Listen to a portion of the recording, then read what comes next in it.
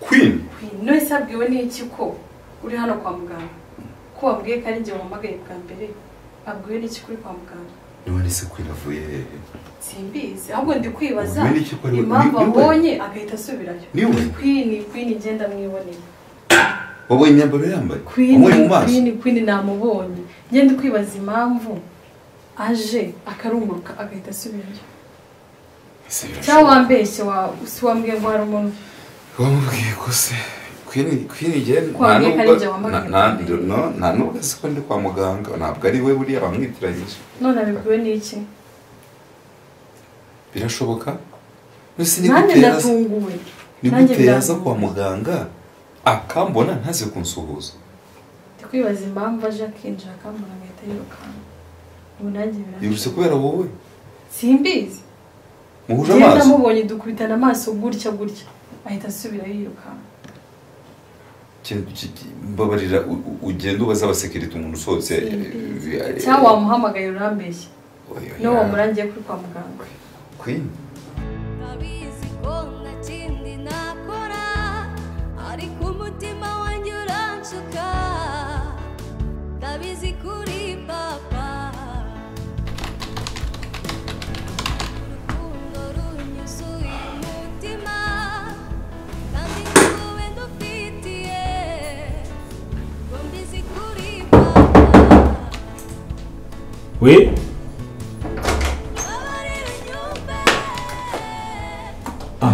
Queen. Karibu.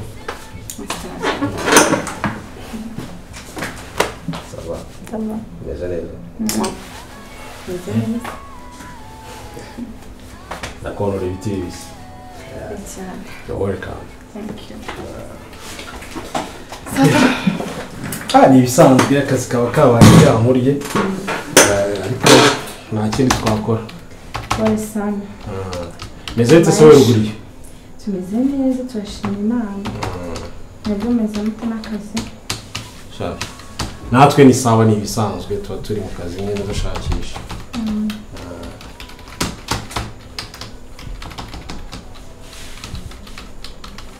Aha.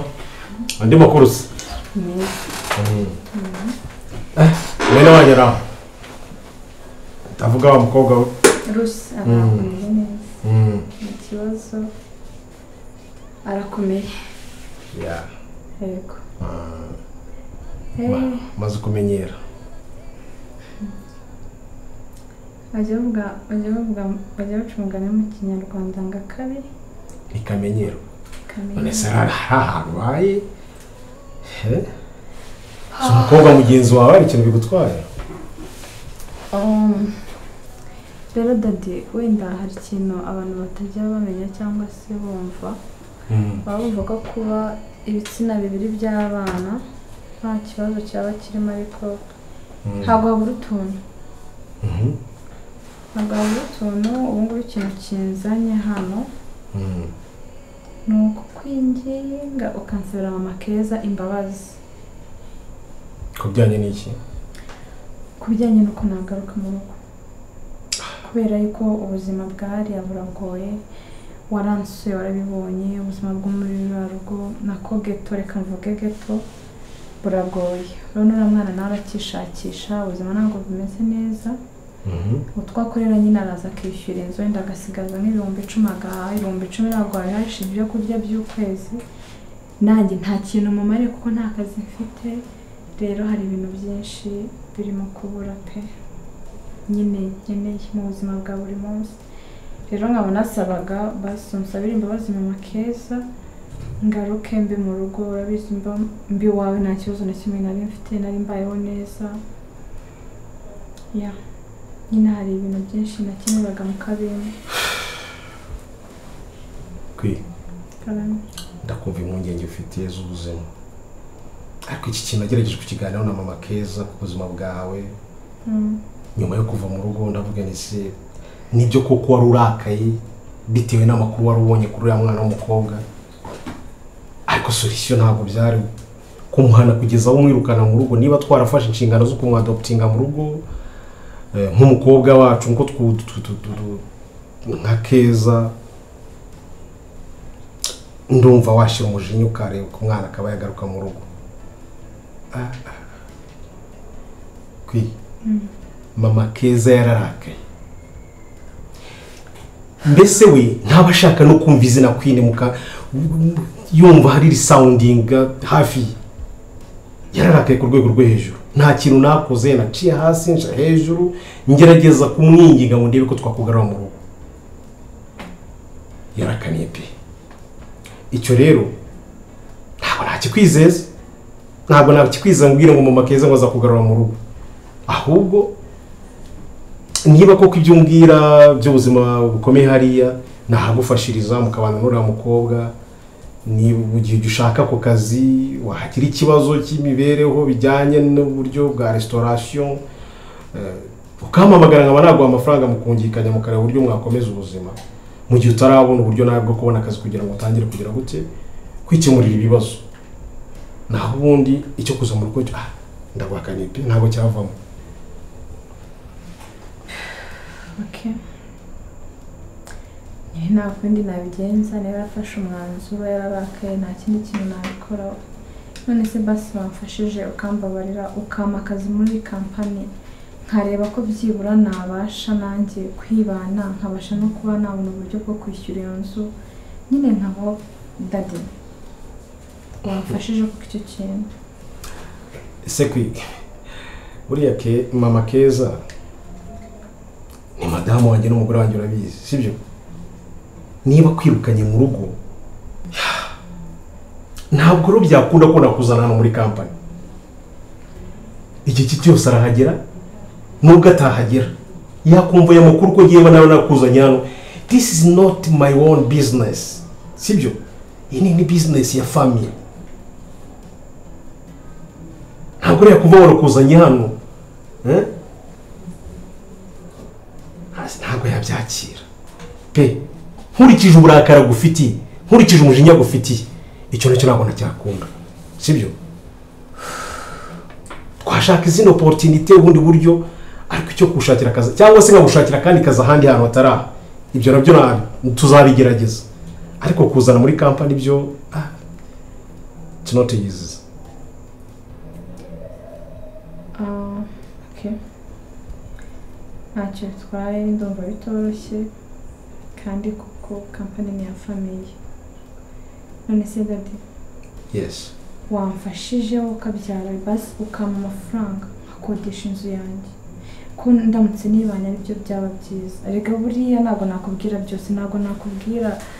guhera kuri rimwe kugeza wenda kugira nyine nkucira mu ncamake, ariko no kuri biragoye. Basi mfasha amafaranga yo kwimuka mbe nibana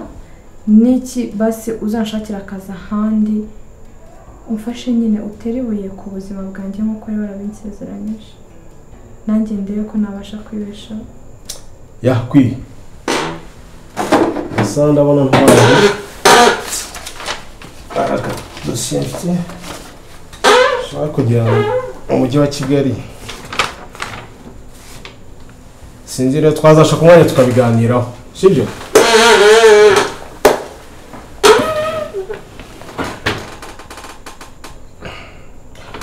Ariko nukuri mumfashe pe. Tuzagerageza ariko ibi bintu reka tuzashaka umwanya hari muri weekend sibyo? Tubiganireho. Ndimo ndihuta ari document ngomba kudepoza kandi hataba atarajya muri pause. Ubwo rero twashaka umwanya muri weekend tukabiganiraho tukamenya umurongo nkari icyo nagufasha kugira ngo nabashe koroherwa sibyo? Akazi kawe ubu ngize ko muri weekend tuzakora. Try to send me a message nibura Friday turebe ko twahuza something. Okay. Sibyo? Nta kibazo. Muzamukoze cyane. Reka ngendera amasaha yamfasha. Sinzi niba nakudeplasa. Nta kibazo. Wa musekreteri yongwa. Reka ngugeze hanze manze ndebe sekreteri aze atuntunganyirize neza mbona ukuntu dutwara tufite. Ndabona ama envelope hano mwana ifite. Okay, reka tuvugane hanze gatoya ndetse.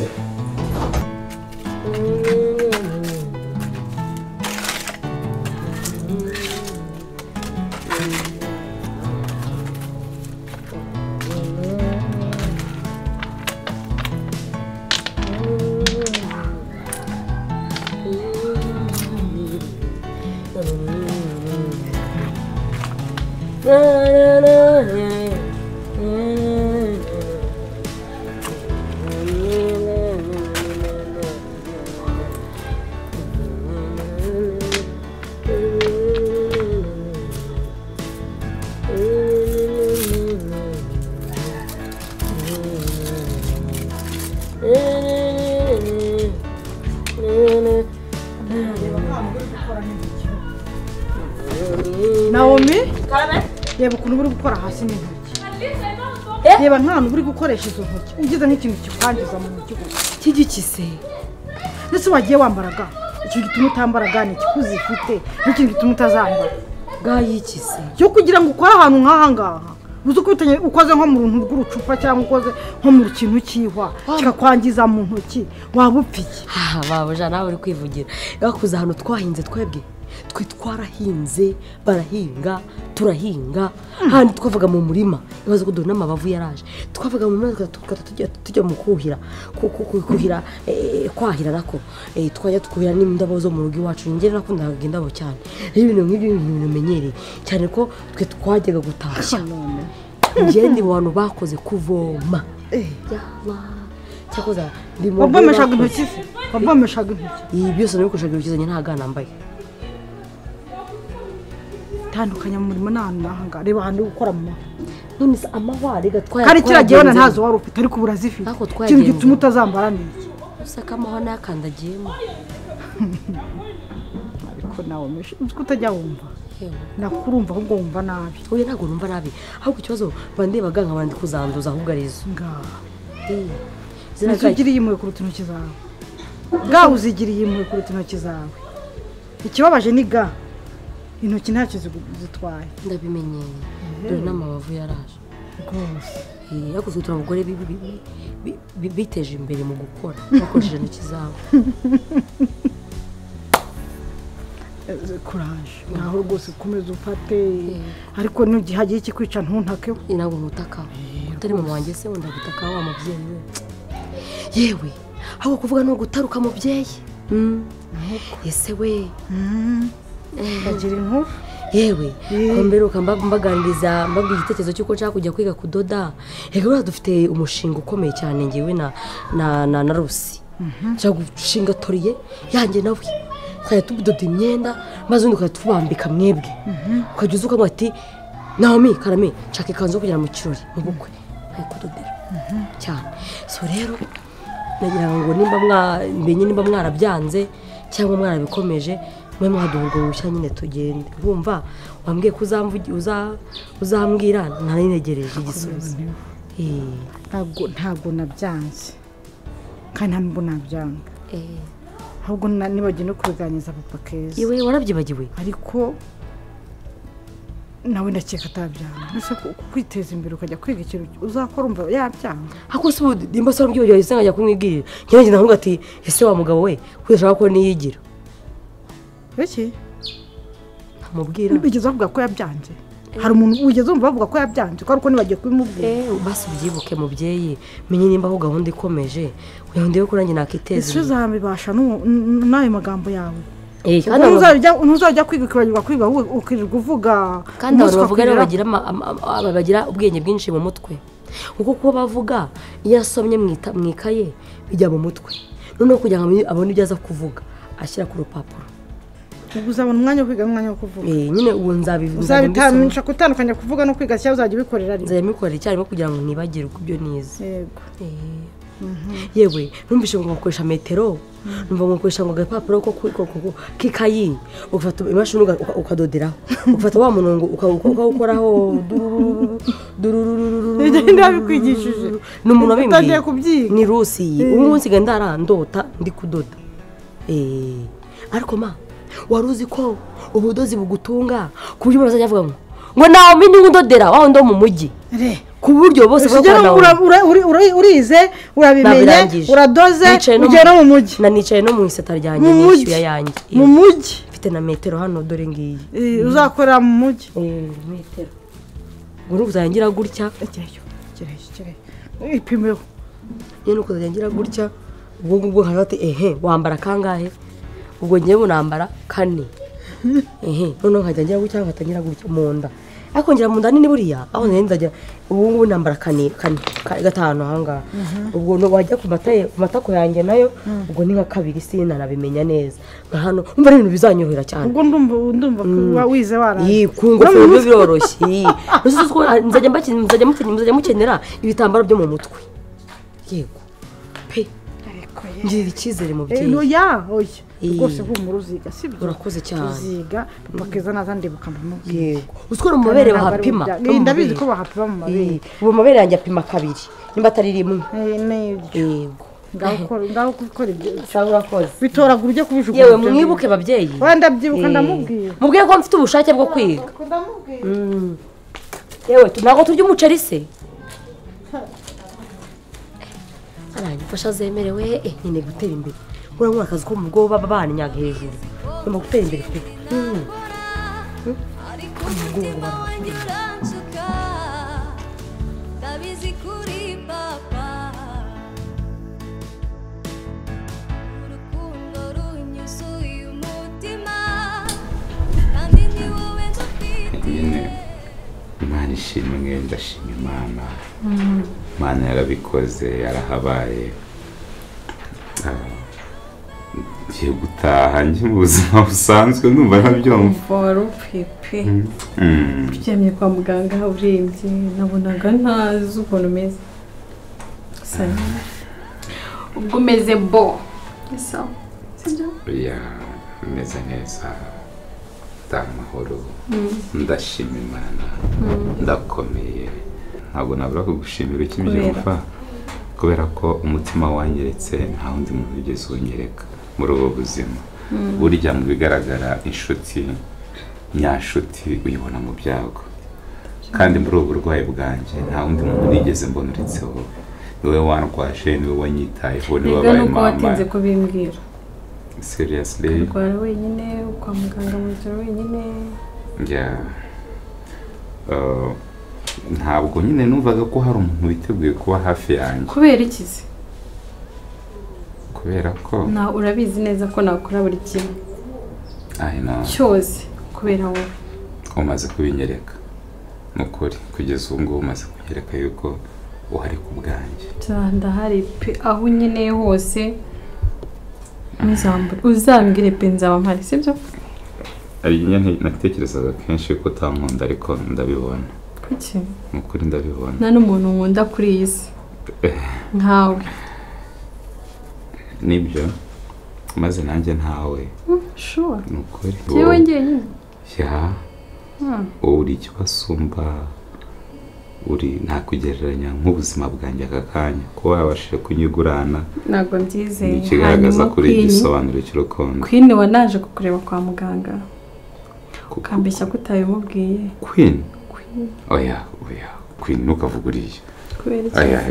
uravuga abantu ukavuga n'uriya uriya ni nk'isiha akunda amafaranga ku rwego udashobora kumva Queen wenda we ntabwo umuzi ariko uzamumenya tu nta mukobwa sinjya mumenyera habe na gato Queen ikamubwiza ukuri nta kintu cyabaho cyatuma ngiye nkundana na Queen nta na kimwe muri ubu buzima ntuzongere no kumuntekerezaho Queen turaziranye gusa nta bindi byihorere ngaho tubwizanye ukuri bazi uretse Queen wenyine nta wundi mukobwa mwigeze mukundana bwiza ukuri wijya kure tekereza cyane umbwira kandi umbwije ukuri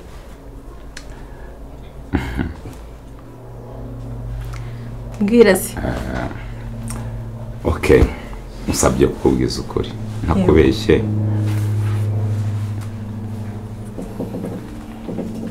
ntabwo navuga ko ntigeze nkunda yego ntawe twakundanye ariko hari uwo nashatse gutereta amarangamutima yanjye numva arimo arajya kuri we numva urukundo rwanjye ndifuza kurwerekeza kuri we ariko hajemo imbogamizi igihe cyose haba hari amabariyeri ntabwo byakunze ntabwo twakundanye kubera setbacks zitandukanye ariko tegenda uteze uwo mukobwa ni igicucu byaje kubagendekera gute kugira ngo nimukomezanye urukundo rwanyu? Okay, umukobwa mwiza witwa Keza mu by'ukuri naramukunze ariko byaje uko mwamukora bigenda uteze nasanze akunda se kuki uwo yita se nako ngo iki byose bibaho umwana akunda papa we oya ntabwo navuga ko ari papa we n'uwo yita se yakuze umugabo yita se aramukunda cyane ntahumeka ntatekereza amanywa nijoro niwe barota kije ibintu nabyumva ngo iki ya byo se birashoboka niko kuri rero ndetse waje kubibwirwa n'iki nabimenye nyine nkurikije umubano we yari afitanye n'uwo mugabo kuko urebye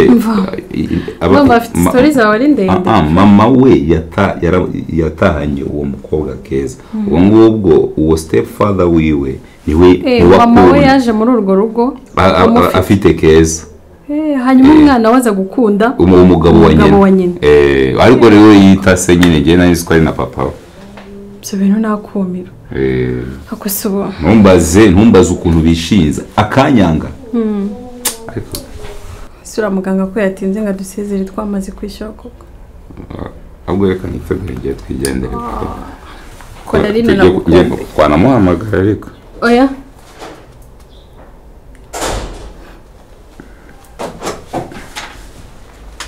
Kennedy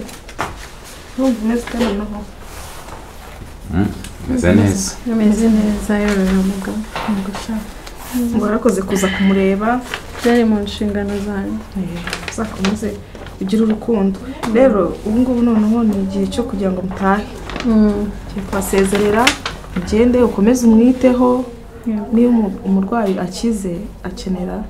umva aba yamaze igihe kirekire arwaye akenera recuperation kugira ngo nshoboye muganga ko rero ndakitekereza ibintu byose mwabikoze iki ni igipapuro kibasezera kituma musohoka ariko ngira ngo mu miti mwampayemo no gukunda mugomba gukundana nyine sibyo byiza se akomeza kwiteho ibintu byose bigende neza yego mugabo uko byananiye kumubwira ko mukunda se basi wabimumbwire rero ngiye kuzayivaho meze bite sigaye nyuma nkumva ntabwo yego chasi budade ko nawe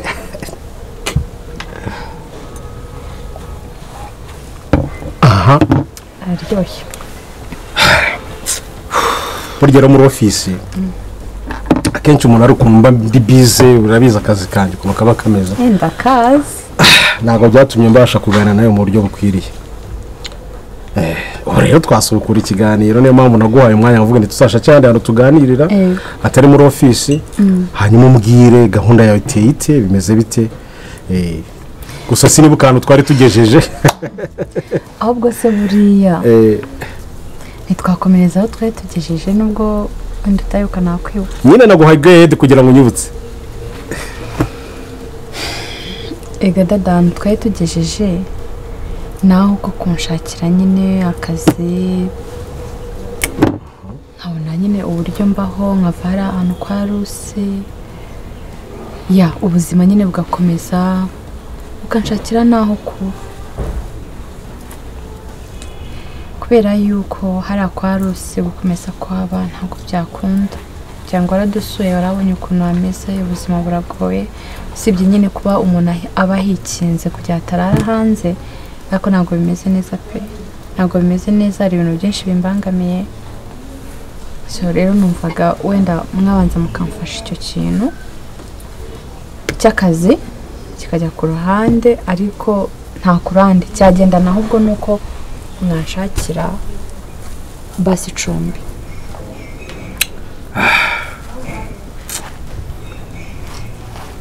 birumvikana ibibazo byawe rero ntabwo byoroshye ariko narabyemeye ngomba kugufasha yego gusa nakagombye ko nkuzana muri hariya aho dukorera iwacu ariko byagusaba kubanza gufata amahugurwa runaka ndetse ariko se kukuzana hariya ntabwo mama Keza yakiriye nkuru yatubamba ntabwo namukira ni gute yakongera kukubona waje mu bintu byacu ubuze no kuri iki gicumbi ndabyibuka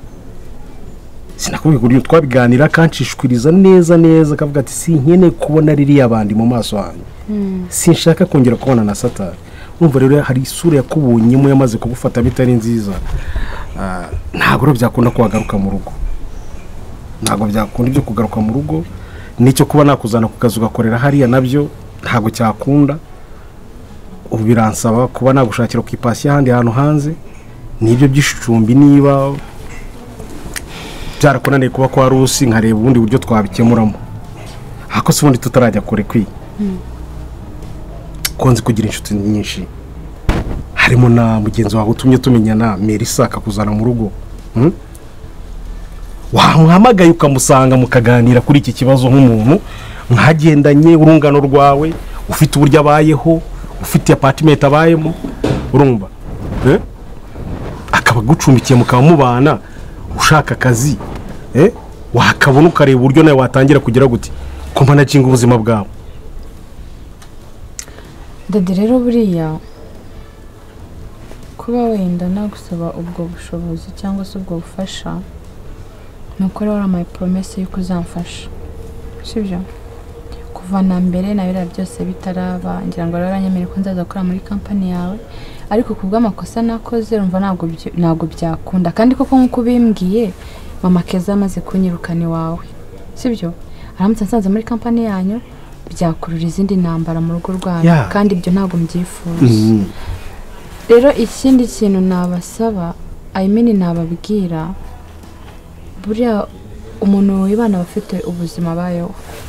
sibyo afite ubuzima bayeho afite uburyo atwaramo ibintu Melissa ni inshuti yanjye nta kibazo ariko nshobora kuba nabana nawe ugasanga wenda habayeho utuntu ugasanga utwo tuntu tugiye kunandukanya nawe cyangwa se tunadutandukanyije nabi cyane kuruta uko giye nagenda nkibana ahubwo se Dada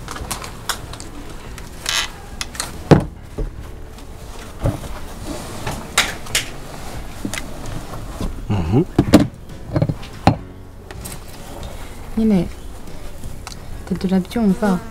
kuba umuntu yabana n'undi ni ibibazo ntabwo biba byoroshye ampurisi none muri abakobwa ntabwo mubura ibintu mushwanira cyangwa se ibintu mwapfa buriya Melissa ni inshuti yanjye ndetse na cyane kuva mu bwana ariko mu buryo bwo kugira ngo ndinde ubushuti bwanjye nawe nyine dukomeze turambane nuko nakibana ahubwo se nta kuntu mwamfasha basi mukanshakira amafaranga yo kwimuka nkagenda nkibana wenda n'akazi ukazakanshakira nkafunda ubuzima nk'abandi wenda nkazajya uramutse umpaye fondasiyo y'ubuzima nkabona akazi najya wenda mbasha kugira gute gukemura ibibazo byawe ndabyo gukemura ibibazo byanjye no kwishyurira inzu nakubwira umura sibyo let me try my best yego hanyuma nde buryo nagufasha gusa tuvuge ko mbonye amafaranga yo kuguha kugira ngo wishyire iyo nzu se ntuzakenera igikoresho cyo muri iyo nzu Ega Dada nabyo mfashije nta kintu byatwara basi kanshakira iby'ingenzi ibindi byose nkajya kubyishakira okay nacyo buriya ugenda bitegura ushaka inzu hanyuma umbwire budget bisaba hano two dukoresha tukibanze then amafaranga nzayago twishyura. Wow, thank you so much. God bless you. Thank you. You're welcome. Amasaha yagiye umwanya na nakugenda ndabona ugiye umfata ngomba gusubira muri office hari akantu ngomba arimere ngomba gusubiza yo ku kazi ahubwo shyirira mwana tugende ibindi nzaba mbikemura sibyo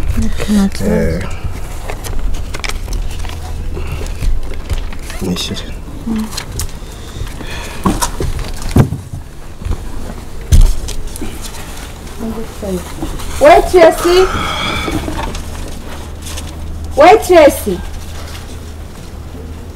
Waitress Anga sagiye umukobwa ra Waitress